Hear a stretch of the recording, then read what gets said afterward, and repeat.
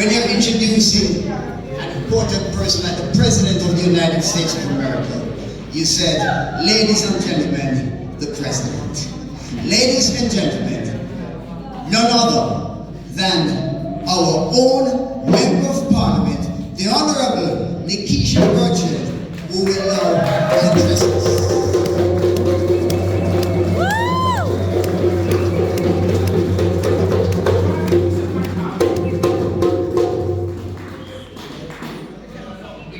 Good afternoon, good afternoon.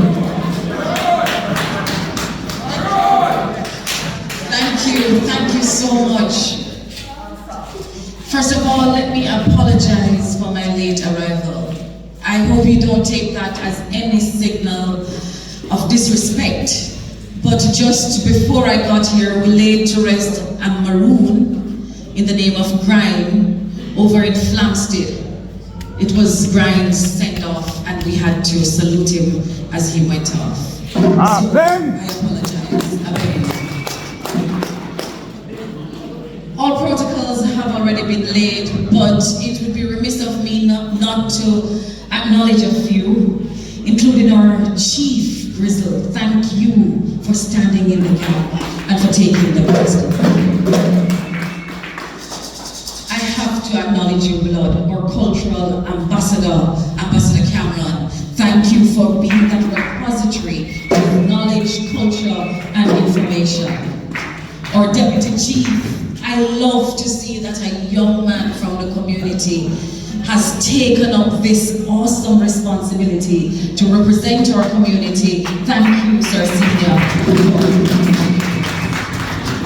Our captains, I have to pick you up Nangoli, because Niango Pongo State, you always champion that on social media. He sends me speeches, you know. Sometimes he write the speech and send them, come give me, I say, go on, man. Go on and go do it. Pick up yourself. Pick up yourself. And this distinguished lady, just about 2 weeks ago, we were together in Kingston at the Heroes Park, where we were celebrating Capo. And you all know Capo, right? Yeah. We were celebrating Capo, and so, Mother, we were together the other day, and I'm happy to see her in my part of Jamaica. Thank you very much for being here with us today. And to the political representatives who are here, our former mayor, who has been a chief advocate for Maroon rights, Maroon legacy, thank you for being here with us, Sir Harris, Councillor Swaby, Councillor Martin, and to you, our distinguished guests. From all the other Maroon tribes and chiefs and communities who are represented here today, know that we are honored that you took the trek to come and spend the afternoon with us in beautiful, beautiful Kojo Town. Thank you.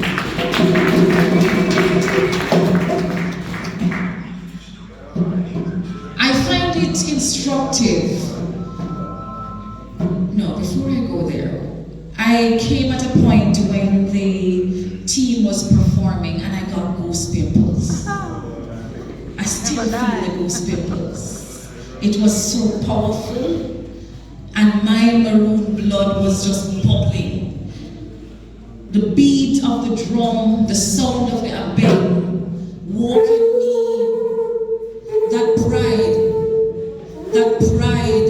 to know that I am from very distinguished and powerful people like Kojo and the Great Maroons. I feel so proud.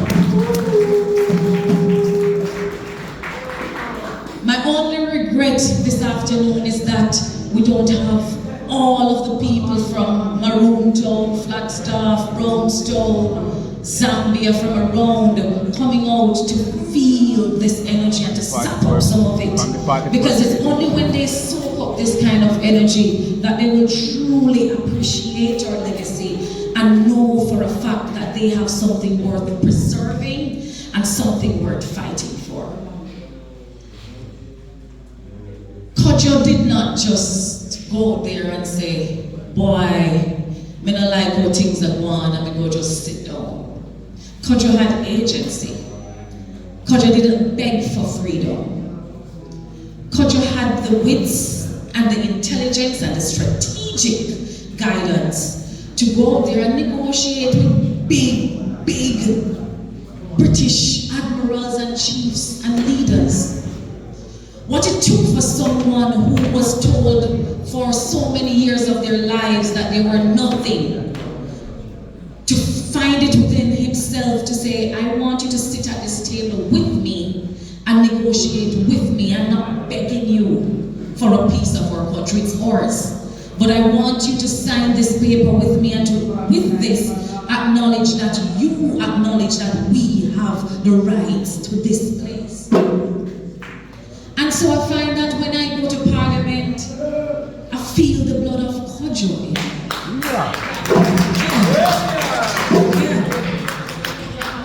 I don't feel like when I go to Parliament I must just sit down and accept anything. I was sent to Parliament by a group of revolutionaries. The people who said, go on to Parliament, go represent me, did not send me there to sit on a warm bench. So when I go to Parliament, chief in my mind always is what is best for the people of South St. James. And I don't know, I get criticized a lot for my forthrightness. No, my name. And yeah, I get criticized for it, but when I think that from this ground of South St. James we birthed Kodjo and the Maroons over this side, and just over the hills we birthed Samuel Sharp, Daddy Sharp. I can't help myself but to feel like royalty. I can't help myself but to feel like I have a responsibility to do more than what has been done for me in my lifetime, so that the children who are coming behind me will feel proud and boasted when they walk across this ground, even overseas, because they are from royal stock. But with royalty comes responsibility. And what is that responsibility? That responsibility for me is accepting that to whom much is given, much is expected. So apart from the conversations I have with Mr. Stennett, or with Blood, or with Chief Burchell, or with those who know of our history, I cannot find our history in any book compiled as a volume that I can commend to others to read about and to study about us. Yes, some of us have written a book here, a pamphlet there, but we have so much more to document about who we are, where we're coming from, and where we're going, in order for us to be treated with the respect we deserve. So before we expect respect from others, we have to give ourselves the respect of applying the discipline to document our history. We have to apply the discipline of selecting from amongst us our best representatives to go out there and represent us to the other communities, not just in Jamaica, but overseas as well. And I'm happy to see that we are beginning to formalize a structure